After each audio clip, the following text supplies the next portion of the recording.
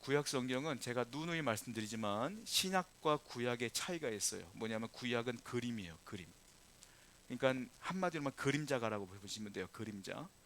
그림자를 여러분 보시면 어때요? 사람 형체는 있는데 명확하게 눈, 코, 입이 안 보이잖아요. 그게 그림자예요.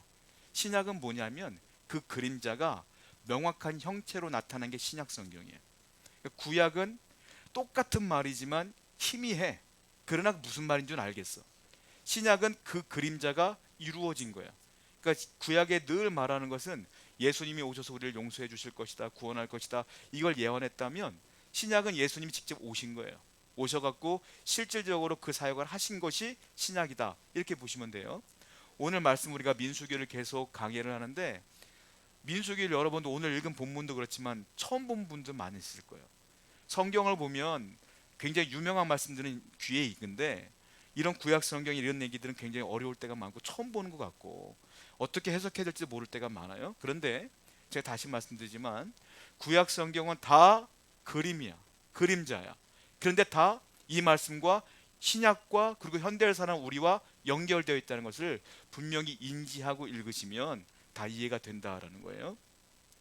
민수기 5장의 주제는 뭐냐면 이스라엘의 백성들이, 제가 몇 번을 설명해 드렸지만 12지파가 동남서북으로 있고 그 가운데 성막이 있다고 그랬어요. 그리고 성막 주위에 레위인이 둘러싸고 있다고 그랬어요. 그러니까 이 5장의 주제는 뭐냐면 성막이 있고 이스라엘 백성들이 하나님의 성막을 둘러싸고 있는데 사람들이 많이 모여 있잖아요. 한 200만이 모였단 말이에요. 사람들이 모여 있는 곳에 죄가 있을까요, 없을까요? 죄가 있을 수밖에 없다는 거예요. 그러면 하나님께서는 그 가운데 있는데 이 죄를 하나님께서 어떻게 하실 것이냐, 이 문제가 여기 나와요. 하나님께서 이 죄를 용서하실 것이냐, 어떻게 용서하실 것이냐, 그럼 놔둘 것이냐, 뭘 어떻게 할 것이냐, 이 부분이 5장의 주제다라고 보시면 돼요. 문제가 있어요. 딜레마가 있어요. 뭐냐면 하나님은 죄와 함께 할 수가 없어요. 죄가 있는 자가 하나님을 보면 죽는다고 성경에 써 있어. 그런데 문제는 뭐냐면 이스라엘 진영 가운데 하나님이 계신단 말이야. 지금 성막이 거기 있으니까. 그런데 이스라엘 사람들은 죄를 져 안 져? 쳐요. 왜? 인간은 죄성이 있어서 죄를 지을 수밖에 없는 존재야. 인간의 의인이 하나도 없어요. 여기는 저도 그렇고 여러분도 그렇고 의인이 아니야. 다 죄인이야. 여러분들 하루를 24시간을 돌아보세요. 죄 져요, 안 져요? 내가 말 한마디 한마디가 사람에게 상처를 줄 수도 있고 거짓말할 수도 있고 죄 져. 사람들은 다 죄 질 수밖에 없어. 그러면 사람들이 200만이 모여있는 그곳에 하나님이 가운데 계시는데 죄를 짓는단 말이에요. 그러면 하나님은 분명히 얘기했어. 난 죄와 함께 할 수 없다. 그럼 이것을 어떻게, 이 딜레마는 어떻게 해결할 거예요? 하나님이 죄를 용서할까요? 아니면 하나님이 다 이스라엘 사람들 진멸해서 없앨까요? 아니면 하나님이 에이 너희들 못 이기겠다 떠나실까요? 이 문제가 어떻게 해결될 것이냐가 오늘 성경 본문 5장에 나와 있다는 거예요. 위대한 신학자 어거스틴은 이런 말을 했어요. 모든 인간은 죄를 짓지 않는 것이 불가능한 존재다. 모든 인간은 죄를 지을 수밖에 없다라는 거예요, 한마디로. 왜? 아담과 하와에서부터 죄성이 이 안에 들어와서 가만히 여러분들이 성경을 읽지 않고 예배를 드리지 않으면 가만히 24시간 있으면 죄를 지을 수밖에 없어요. 그게 인간인지라. 그러니까 하나님께서는 이 얘기를 했단 말이에요. 그러면 하나님과 함께 할 수 있는 사람은 누구겠어요? 성경이 그것도 써 있어. 성경을 볼게요. 시편 15편 1절부터 3절입니다. 한번 읽어봅시다. 시작. 여호와여 주의 장막에 정직하게 행하며 공의를 실천하며 그의 마음에 진실을 말하며 그의 혀로 남을 허물하지 아니하고 그의 이웃에게 악을 행하지 아니하며 그의 이웃을 비방하지 아니하며. 보세요. 여호와여 주의 장막에, 주의 성막에 누가 머무를 수 있습니까? 누가 머무를 수 있습니까? 했더니 누가 있어요? 정직하게 행하는 자, 공의를 행하는 자, 그의 마음에 진실을 말하는 자, 그의 혀로 남을 허물하지 않는 자, 참소치 않는 자, 그의 이웃에게 악을 행하지 않는 자, 비방하지 않는 자, 이런 사람만이 하나님과 함께 할 수 있다라고 했어요. 이게 다 죄야, 죄. 그러니까 죄가 없는 자가 하나님과 함께 할 수 있다는 거예요. 그러면 이스라엘의 그 가운데 있는 성막에는 하나님이 계시는데 이스라엘 사람들은 죄를 짓는단 말이에요. 여러분, 이 조그만 공간에서도 싫어하는 사람, 좋아하는 사람이 있는데 200만 명 넘는 그 민족 가운데 좋아하는 사람, 싫어하는 사람 없겠어요? 싫어하는 사람 욕하고 남욕하고 하겠지? 그러면 죄가 있는데 어떻게 하나님이 거기 거할 수 있겠냐는 거예요. 문제는 하나야. 해답은 하나야. 뭐냐? 하나님이 그 문제를, 죄 문제를 해결할 수밖에 없는 것이죠. 그 문제를 어떻게 해결할 것이냐라는 것이 오늘 본문의 내용이다. 오늘 본문은 큰 죄 세 가지가 나와요. 뭐냐면 하나님 앞에 불결한 죄가 있고요. 또 하나는 불의한 죄가 있어요. 또 하나는 성실하지 못한 죄, 즉 하나님과의 신뢰를 깨는 죄가 있어요. 이 세 가지 죄가 크게 나와요. 그 문제를 하나님이 해결하는 방법이 나오는데, 다시 말씀드려요. 구약은 그림자고 신약은 실체라고 그랬어요. 요 말씀은, 하나님께서 말씀하시는 지금 이 말씀은 오늘날 우리에게도 포함된 말씀이다 라는 것을 인지하고 들으셔야 돼요. 자, 성경 볼게요. 먼저 불결한 죄가 나요. 불결한 죄는 나와 함께 할 수 없다라고 말해요. 본문 말씀이에요. 1절부터 4절입니다. 읽어봅시다. 시작. 여호와께서 이스라엘 자손에게 명령하여 모든 나병 환자와 유출증이 있는 자와 주검으로 부정하게 된 자를 다 진영 밖으로 내보내되 남녀를 막론하고 다 진영 밖으로 내보내어 그들이 진영을 더럽게 하지 말라. 내가 그 진영 가운데 거하느니라 하시매 이스라엘 자손이 그같이 행하여 그들을 진영 밖으로 내보냈으니 곧 여호와께서 모세에게 이르신 대로 이스라엘 자손이 행하였더라. 죄 지은 사람들은 다 진영 밖으로 내쫓아 그런 거야. 하나님께서 나와 함께 죄에 있는 사람이 있을 수 없다. 다 쫓아. 근데 그 죄가 뭐냐면 여기 2절을 다시 한번 읽어보세요. 이게 중요하기 때문에 읽어보겠습니다. 본문 2절 시작. 이스라엘 자손에게 명령하여 주검으로 부정하게 된 자를, 세 가지 병이 나와요. 어떤 병? 나병 환자. 나병 환자는 문둥병을 말해요. 문둥병 환자 다 진영에서 내쫓아요. 또 하나 유출증. 유출증은 여성들에게 그 연세가 들면 따라 병이 있으면 하혈하는 경우 있잖아요. 이걸 말하는 거야. 그러니까 그 피를 흘리는 여성들이 있으면, 남자도 마찬가지고요. 누구나가 이게 피를 흘리는 경우가 있으면 내보내 이 말이에요. 또 하나는 뭐냐면 주검으로 부정하게 된 자, 시체, 죽은 시체를 만진 사람. 이 사람들은 진영으로 내쫓아. 다 불결해. 나와 함께 할 수 없어 라고 하나님께서 명령하신 거예요. 저는 근데 이 성경을 보면서 굉장히 불합리하다고 느껴진 거예요. 왜 하나님 이런 말씀하셨을까? 왜? 나이가 먹으면 병이 생길 수 있고요. 유출증이 생길 수 있어요. 하혈할 수 있어요. 그런데 하나님 불결하다는 거야. 내보내라는 거야. 나와 함께 할 수 없다는 거야. 문둥병 환자도 마찬가지. 얼마나 불쌍해. 걸리고 싶어서 걸렸나? 내보내라는 거야. 또 하나는 주검도 마찬가지요. 시체를 만진 사람도 내보내라는 거예요. 하나님께서. 여러분, 이게 왜 그러냐면 영국 사람들에겐 격언이 있어요. 성경 말씀과 같이 그들이 외우는 격언이 있어요. 그 격언 중에 하나가 뭐냐면 깨끗함은 경건함의 이웃이다라는 격언이 있어요. 즉 경건한 사람은 깨끗하다, 깨끗한 사람은 경건하다, 이렇게 그들은 이해를 해요. 왜냐하면 그들은 기독교 국가잖아요. 영국도. 그러니까 이 사람들은, 경건한 생활하는 사람들은 깨끗하게 살 수밖에 없는 걸 알아요. 불경건한 사람들이 더럽게 사는 걸 알아. 그래서 경건과 깨끗함을 이웃해 있다라고 표현하고 있어요. 제가 고등학교 때, 제가 지금까지도 기억나는 분이 계시는데, 국어 선생님이신데, 제가 왜 기억나냐면 이분이 제 앞을 지나가면 담배 냄새가 너무 심한 거예요. 지금까지 제가 살아오면서 그분 맡아본 적이 없어. 한 번도. 근데 이분은요, 그 냄새를 없애기 위해서 또 향수를 또 엄청 뿌려. 그러니까 이게 섞여갖고 악취가 그렇게 날 수가 없어요. 그분은 몰라. 저만 알아. 저뿐만 아니라 제 학생들 다 알아. 여러분, 그분이 또 하나 제가 왜 기억나냐면 수업할 때마다 맨날 하는 거, 이걸 쓸까요?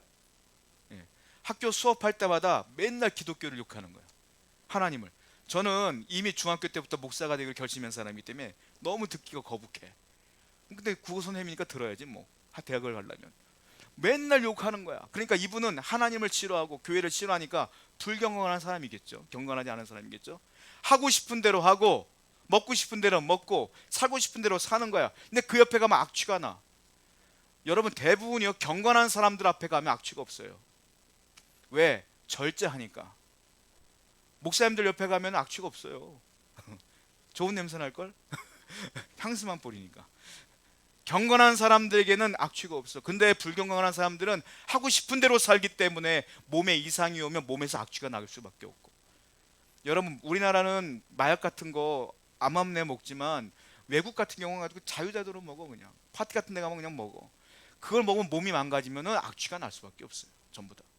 그러니까 불경건하면 악취가 날 수밖에 없으니까 불경건함과 깨끗함을 연결시켜서 영국 사람들이 얘기하는데, 이걸 누가 말하는 거냐면 18세기에 영국 부흥을 이루었던 감리교 창시자가 있어요. 존 웨슬리라는 분이 있는데 이분이 말했던 거예요. 경건함과 깨끗함은 이웃에 있다라고. 근데 존 웨슬리가 어디서부터 이 얘기를 한 거냐면 2세기경에 율법학자들, 즉 랍비들이 했던 그 말씀을 갖고 와서 그대로 전한 거예요. 자, 랍비들이 그 말씀을 또 어떻게 만들어 놓은 거냐면, 제가 이 얘기를 왜 장황하게 하냐면, 오늘 본문 읽은 말씀 민수기 5장 1절부터 4절 말씀을 갖고 랍비들이 격언을 만든 거고, 그 격언을 웨슬리가 말한 거고, 그것을 영국 사람들이 말한 거예요. 결국 그 말은 성경 말씀인 거예요. 오늘 본문 말씀이 그거야. 하나님은 깨끗한 사람과 함께하고 더러운 사람과 함께할 수 없다라고 말씀하신 오늘 본문 말씀을 얘기한 거란 말이에요. 그런데 이 사람들이, 이 병에 걸린 사람들이 어떤 기간이 지나가면 들어올 수 있어요. 그리고 병이 깨끗해지면 들어올 수 있어요. 자, 하나님께서 왜 이 세 가지 병을 얘기했느냐? 이게 의미가 있기 때문에 그래요. 왜? 셋 다 무엇이냐면 죽음과 연결되어 있어요. 죽음과 사망과. 왜? 문둥병은 뭐와 연결되느냐? 문둥병은 피부가 괴사하는 거예요. 그건 코가 떨어져 나오고 피부가 죽는 거야. 그러니까 피부의 죽음과 연결된 게 문둥병이야. 사망. 유출병은 뭡니까? 피가 나가는 거잖아요. 사망은 뭐예요? 피가 없어지면 사람은 죽어. 그러니까 피가 나간다는 건 뭐냐면 사망의 과정이야. 그 유출병 환자는 나와 함께 할 수 없다는 거예요. 또 하나 죽음은 뭐냐면, 자, 이 당시는 우리는 병원 가면, 장례식장 가면 다 해주지만 이 당시는 그런 게 없잖아요. 어떻게 해요? 아버지가 돌아가시면, 형제가 돌아가시면 어떻게 해요? 내가 시체를 수습해야 돼. 내가 다 염을 돼. 그러니까는 돌아가시면 내가 시체를 만질 수밖에 없잖아요. 그러니까 이 사람들은 또 쫓겨나야 돼. 장례 한번 치르면. 불합리하지만 불합리한 게 아니에요. 왜? 시체는 뭐냐면 말 그대로 죽음 자체야. 그러니까 이 세 가지 특징이 뭐냐면 사망과 연결되어 있어요. 하나님은 어떤 분이에요? 우리에게 생명을 주시는 분이야. 영생을 주시는 분이야. 마귀는 우리에게 뭘 주는 거예요? 사망을 주는 거예요. 여러분들을 유혹해서 하나님과 멀리함으로 지옥불에 떨어뜨리려고 하는 거예요, 여러분들을. 그러니까 죽음을 주려는 게 사탄이요, 영생을 주려는 게 하나님이라. 그러니까 하나님과 사망은 함께 있을 수가 없는 거예요. 그래서 하나님은 이 세 가지 병에 걸린 사람들은 내보내라 라고 말씀하신 거다라는 거예요. 자, 이 세상에 이와 같이 모든 사람들이 죄인이라고 성경에 써 있어요. 로마서 3장 10절부터 12절 볼게요. 읽어봅니다. 시작. 기록된 바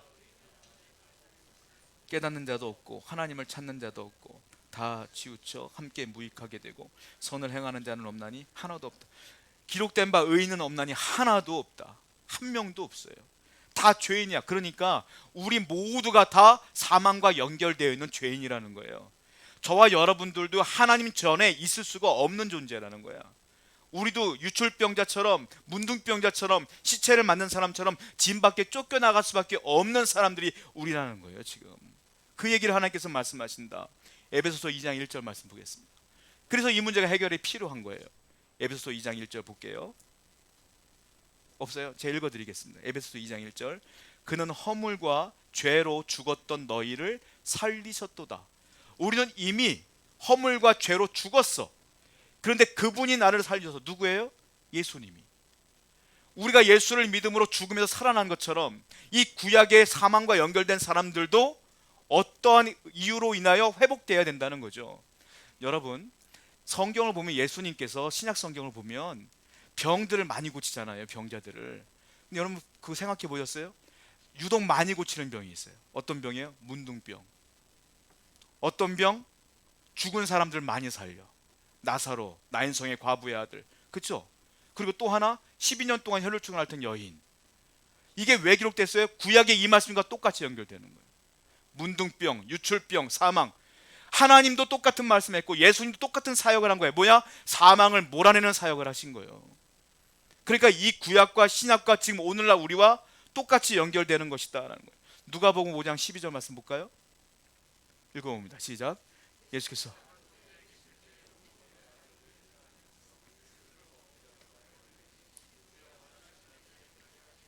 주님께서 문둥병자를 고치는 장면이에요. 또 보세요.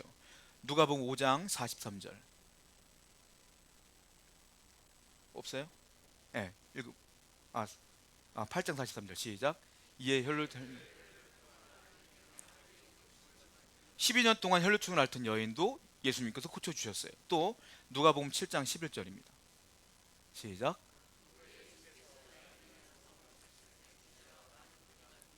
나인성의 과부의 아들이 죽었는데 예수님이 살려줬어요. 아까 말씀드린 것처럼 구약의 이 말씀과 예수님은 그대로 말씀대로 사역을 행해 오신 거예요. 그러니까 여러분들이 예수님은 병 고치는 분이야 라고 하시면 안 돼. 예수님은 병 고치는 분이 아니라 생명을 주시는 분이에요. 예수님의 사역의 목적은 나의 병을 고치는 게 아니라 내게 영생을 주러 오신 분이에요. 구원을 주시려고 오신 분이다. 이것이 계속 연결되는 것이다 라는 거예요. 자, 또 히브리서 13장 12절 말씀 보겠습니다. 시작. 그러므로 예수도 자기 피로써, 자, 예수님이 성문 밖에서 고난을 당했대요. 무슨 말이냐면 예수님께서 예언하는 거야. 자, 문둥병 걸린 자, 유출병 걸린 자, 시체를 만든 사람 어떻게 하라고? 진 밖에 쫓아내라 그랬잖아요. 예수님도 성 밖에서 고난을 당해서 십자가에서 어떻게 하냐면 성문 밖에서 십자가에서 돌아가신 거예요. 왜냐하면 모든 죄를 다 짊어지신 예수님이 하나님이 계신 예루살렘 성전에 계실 수가 없기에 주님이 쫓겨나신 거예요. 그리고 주님이 거기서 돌아가심으로 말미암아 죄인된 우리가, 성 밖에 있던 우리가 하나님의 성 안으로 대신 들어오게 된 거란 말이에요. 이것이 계속 하나님의 은혜로 연결되어 있어서 저와 여러분도 이제 예수 그리스도를 믿음으로 말미암아 구원받는 역사가 이루어지게 된 것이다 라는 거예요. 제가 어린 시절 때 주일학교 갔을 때 교회 전도사님께서 전도법을 가르친 적이 있어요. 복음을 색종이 전도법이라고 해갖고 색종이 3개를 갖고 오셨어요.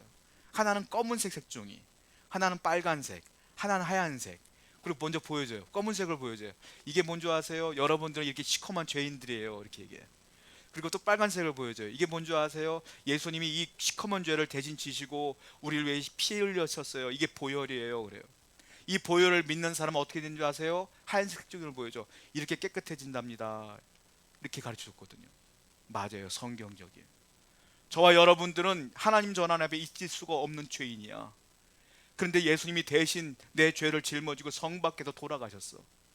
그리고 그 예수를 믿는 자마다 다 용서함을 받아 깨끗함을 받아 우리가 구원함을 얻게 되었고 이제 생명을 얻게 되었습니다. 여러분, 이것보다 더 감사한 일이 어디 있어요, 세상에? 여러분들은 가만히 있으면 80평생 살다가 90평생 살다가 100세 살다가 지옥불에 떨어갈 수밖에 없는데 주 예수 때문에 천국 갈 수 있게 된 거예요. 그러니까 감사하시기 바라요. 이 세상에서 조금 문제가 있다고 해서 이것 때문에 절망하고 교회 떠난다, 안 믿는다, 이런 어리석음을 범하지 말라고. 여러분 앞에 예수님이 계시니까 그 예수 믿고 구원받는 그 복을 누리시길 바랍니다. 이 죄를 하나님이 말씀하신 거예요. 두 번째, 하나님은 두 번째 죄를 얘기하는데 이번엔 불의한 죄를 얘기하셔요. 자, 본문 민수기 5장 5절부터 10절 한번 읽어봅니다. 시작. 여호와께서 없나요? 네, 읽어보겠습니다. 시작. 여호와께서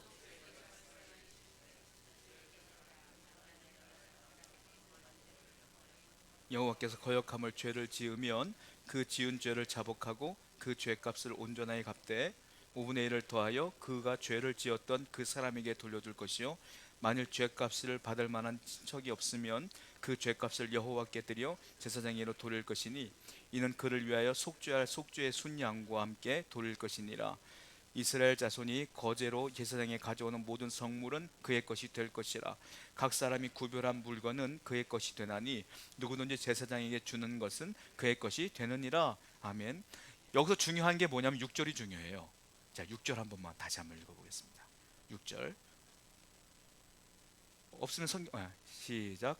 이스라엘 자손에게 여자나 사람들이 범하는 죄를 범하여 여호와께 거역함으로 죄를 지으면, 여기 보시면 사람들이 범하는 죄를 범하여 이렇게 말이 있어요.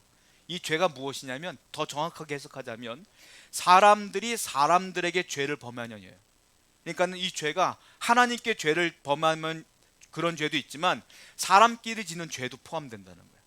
그러니까 사람끼리 뭔 죄를 져요? 욕하고 비난하고 해코지하고 이런 죄들도 다 포함한다는 거예요. 이건 뭐라고 말하냐? 불의한 죄. 인간들이 너무 많으니까 200만 명이 모였으니까 서로 간에 막 죄 지은 게 너무 많은 거예요. 하나님께서 뭐라고 말하냐? 그 죄도 해결받아야만 나와 함께 할 수 있다라고 말하고 있어요. 왜냐? 사람끼리 이스라엘 민족끼리 죄를 범하면 서로 미워하게 되고요. 미워하게 되면 분열돼. 분열되면 안 돼. 왜냐하면 이스라엘은 40년 광야 생활을 통하여 가나안 땅에서 전쟁을 벌여야 돼. 전쟁을 하려면 한 몸이 돼야지. 그래서 가나안 땅을 점령하여 그 땅을 점령해야 되는데 전쟁을 하면 다 깨지는 거예요. 그러니까 하나님께서는 서로 간에도 죄 짓지 말라, 사랑하라 라고 말씀하시는 거예요. 너희들끼리 죄를 짓는 건 나 용납 못해. 다 쫓겨날 거야. 이 말씀을 하시는 거란 말이에요. 자, 그러면은 이걸 어떻게 해결하냐? 죄인이기 때문에 죄를 지을 수밖에 없어, 우리는 서로. 그럼 어떻게 되느냐? 서로 첫 번째 이렇게 용서받아라. 반드시 네가 죄를 지은 상대방이 있으면 찾아가서 첫 번째 자복하라. 미안하다고 용서를 구하라 라고 말해요. 자, 7절 말씀 볼까요? 시작. 그 지은 죄를 자복하고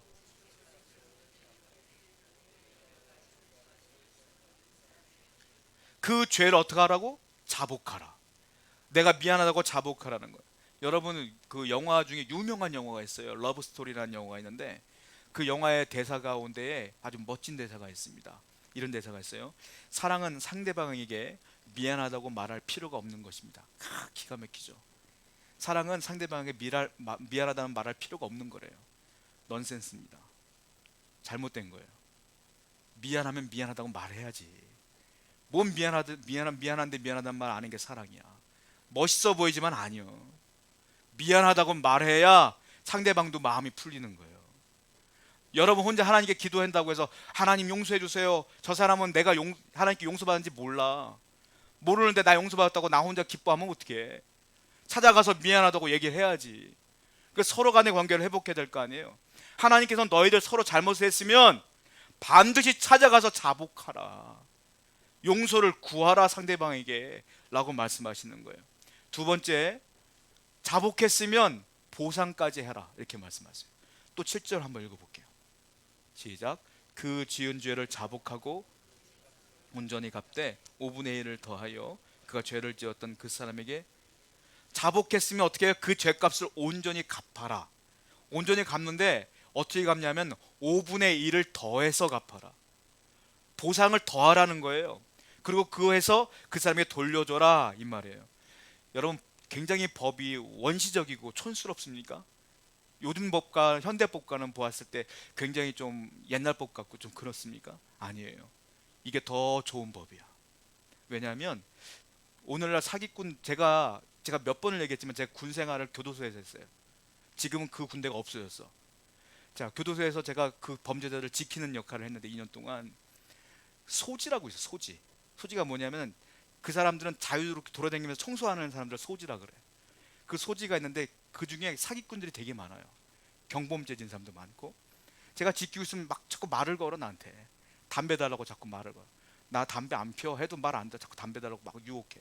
그러면 제가 그 사람들 얘기를 들으면 뭐라고 말하면 어떻게 들어왔어? 이렇게 물어보면 사기꾼 같은 게 이렇게 얘기해요. 나 사기쳐서 왔지. 내가 사실은 몇십억을 사기를 쳤는데 내가 이거는 아직 어디 있는지 아무도 몰라. 나만 알고 있어. 나 2년 있다가 나 출소하는데 출소해서 그 돈 갖고 떵떵으로 살 거야. 이렇게 얘기하는 경우 내가 몇 번을 들었어요.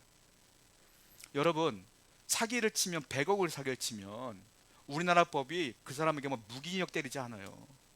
2, 3년 있으면 풀려나. 직장생활 사기치지 않고 직장생활을 1년 동안 열심히 하고 평생을 그 직장생활 성실하게 해서 몇 억을 벌었어요. 여러분들, 그렇게 사는 게 나아요? 아니면 크게 사기 한번 치고 2, 3년 교도소 갔다 와서 떵떵거리고 사는 게 나아요? 대부분의 사람들은 아마 우리 같은 사람들이 성실하게 살겠지만 한번 내가 큰 사고 치고 한번 그렇게 살게 하는 사람도 많을 거예요. 왜? 우리나라 법이 너무 약해. 만약에 성경의 법대로 하잖아요. 그 사람 사기 못 쳐. 왜냐하면 100억을 사기쳤으면 5분의 1을 더해야 돼. 120억을 갚아야 돼. 그리고 안 갚을 때까지 벌을 줘, 하나님께서는. 그러니까 성경법대로 하면 이 사람들은 이 보상 때문에 무서워서라도 사기를 안 칠 거예요. 근데 오늘날 현대법은 너무 약하다.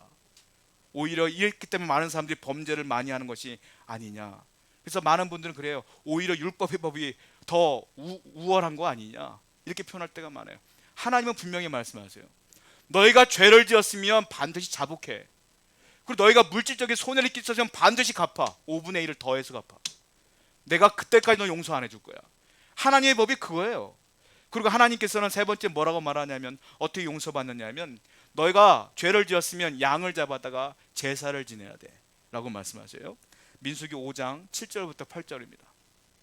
시작. 그 지은 죄를 자복하고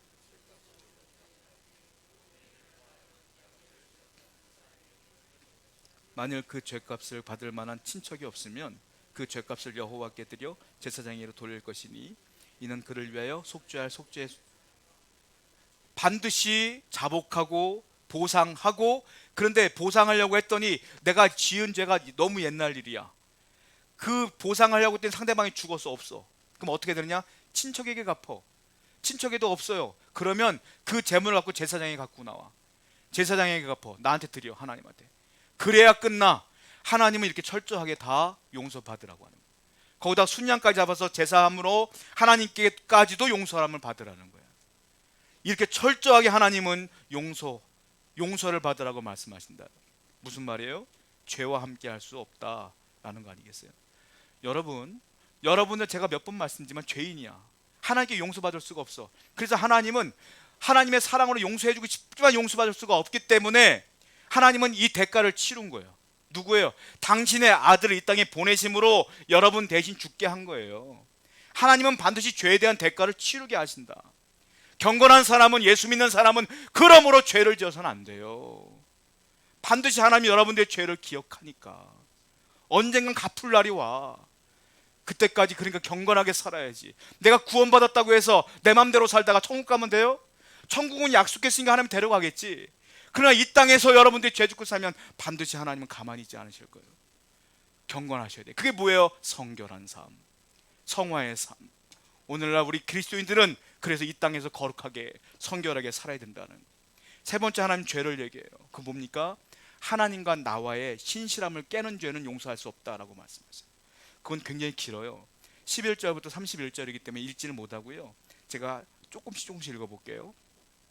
자, 이거를 얘기하시는데 이해하기 편하게 하나님 뭐라고 말하냐면, 남녀가 결혼을 했어요. 결혼을 했는데 외도를 하는 경우가 있어. 남자나 여자나. 이걸 가지고 하나님께서 얘기하시는 거예요. 자, 외도를 하는데 외도를 했는데 내가 의심은 가는데 증거가 없어. 증거가 없고 증인도 없어. 그럴 때 어떻게 할까요? 그거에 대한 얘기가 나오는 거예요. 자, 민수기 5장 13절과 14절입니다. 한번 읽어볼게요. 시작.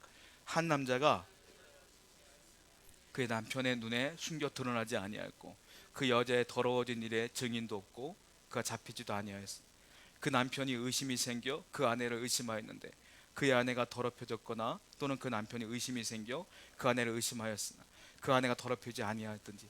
자, 무슨 말이냐면 내가 의심이 가. 그걸 뭐라고 해요? 의처증, 의부증 이런 게 생기잖아요. 근데 증거는 없어. 증인도 없어. 근데 자꾸 의심이 가. 이럴 때 어떻게 해야 돼요? 이렇게 살아야 되는 거예요? 그럴 수가 없잖아. 그러니까 하나님께서는 이 문제를 해결해야 되지 않겠느냐라는 거예요. 자, 남편은 어떻게 되느냐 하면 이때 여자를 데리고 제사장 앞에 데리고 와라 이거예요. 성경을 보겠습니다. 민수기 5장 15절 시작. 그의 아내를 데리고 보릿가루 10분의 1 에바를 헌물로 들이되 그것에 기름도 붓지 말고 유향도 두지 말라. 이는 의심의 소재요 죄악을 기억나게 하는 기억의 소재라. 18절도 한번 읽어볼게요. 연속으로 시작. 그 여인은 여호와 앞에 세우고 그의 머리를 풀게 하고 기억나게 하는 소재물 곧 의심의 소재물을 그의 두 손에 두고 제사장은 저주가 되게 할 쓴물을 자기 손에 들고.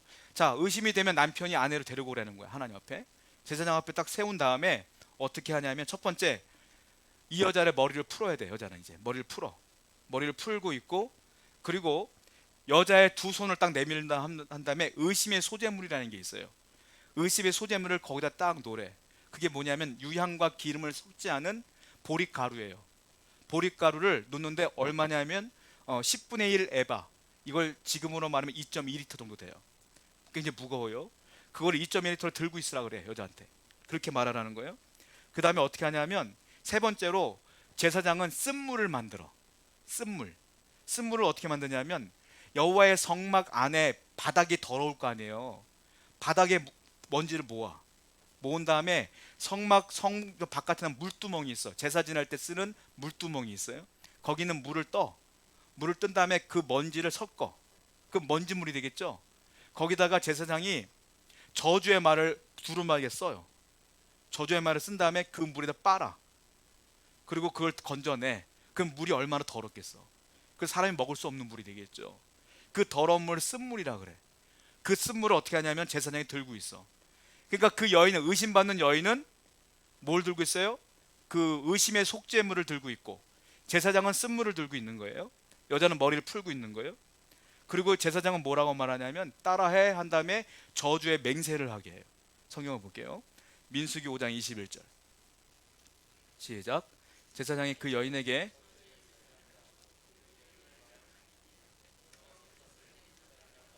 네 배가 부어서 네가 내 백성 중에 저주거리 맹세거리가 되게 하실지라.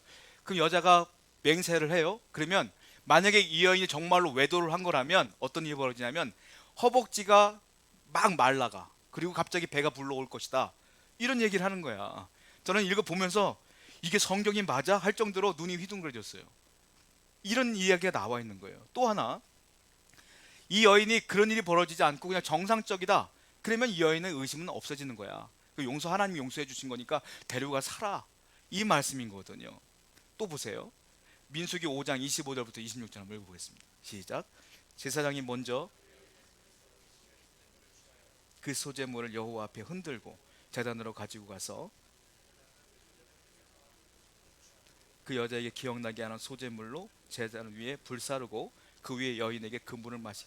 그럼 아까 말씀드렸잖아요. 쓴물을 제사장이 들고 있고, 그리고 여인이 그 소재물을 들고 있다 그랬잖아요. 그럼 제사장이 그 소재물을 딱 한 움큼 주워가지고 제단으로 들어가. 그 다음에 확 뿌린 다음에 불을 붙여요. 그럼 확 탈 거 아닙니까? 그랬을 때 아까 말씀드린 것처럼 저주의 맹세했을 때 허벅지가 말라지고 배가 불러오면 이 여인은 사형감이야. 외도를 했으니까.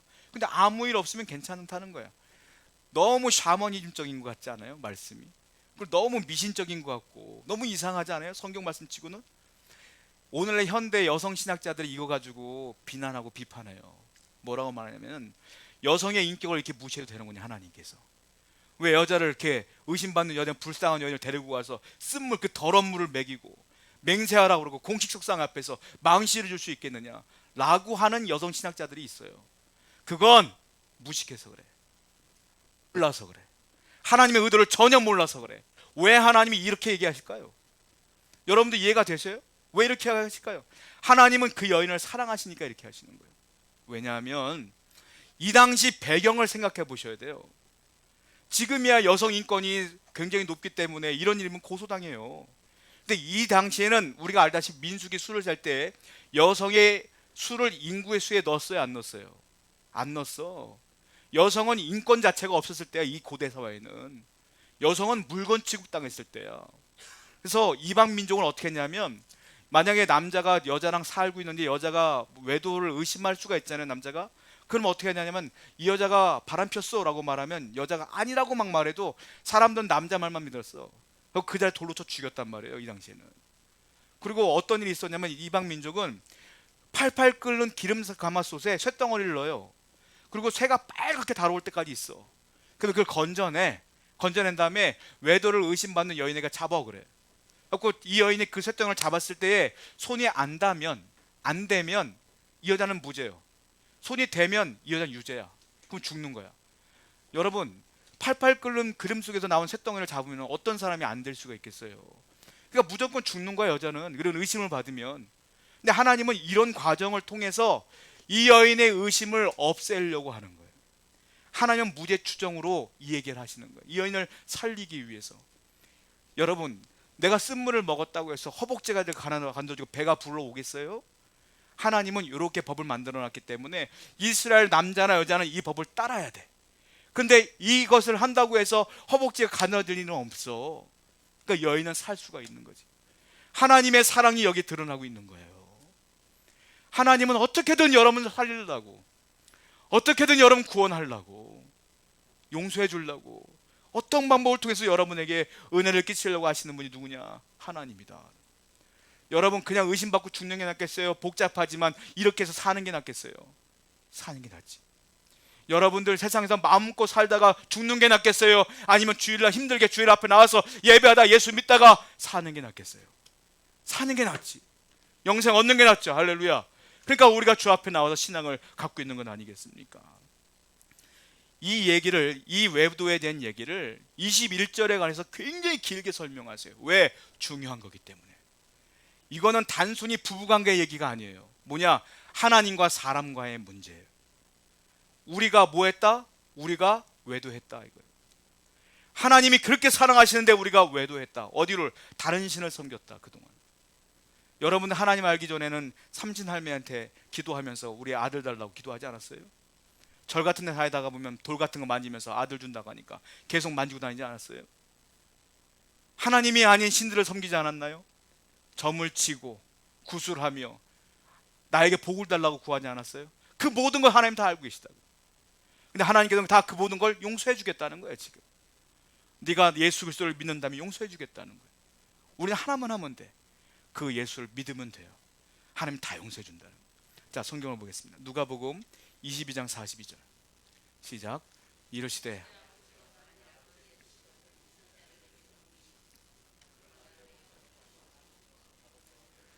예수님이 왜 십자가 지기 전에 이 잔을 내게서 지나가게 없어서 왜 얘기했을까요? 여러분들 왜 얘기했는지 몰라죠. 그냥 이 잔은 죽음인가 보다 라고만 생각했죠. 민수기 이 얘기를 하시는 거예요. 여자가 그 쓴물을 먹는 그 쓴 잔, 그 쓴 잔, 죽음의 잔, 그 잔을 지나가게 없어, 이 얘기를 하시는 거예요. 다 연결되어 있는 거라니까. 예수님은 그냥 하는 말이 없어. 다 구약 성경 이야기를 하시는 거고 그것이 다 우리에게 연결되는 거라는 거예요. 근데 하나님께서는 너 먹어야 돼 라고 했기 때문에 그 잔을 마셨고 우리가 대신 산 거예요. 지금까지 제가 장황하게 이스라엘 진영에 있는 죄를 얘기했지만 정답은 하나야. 하나님은 떠나지 않아. 하나님은 우리를 용서해 주길 원해. 그래서 그 방법을 딱 준 거예요. 뭐예요? 예수님을 이 땅에 보내신 거예요. 그분을 믿는 모든 사람들은 여러분들의 과거의 죄, 현재의 죄, 앞으로 지을 모든 죄까지도 다 해결받은 거예요. 그 예수님이 우리를 살렸다. 그러니까 끝까지 배신하지 아니하고 주를 따르는 여러분 되기를 축원드립니다. 기도하겠습니다.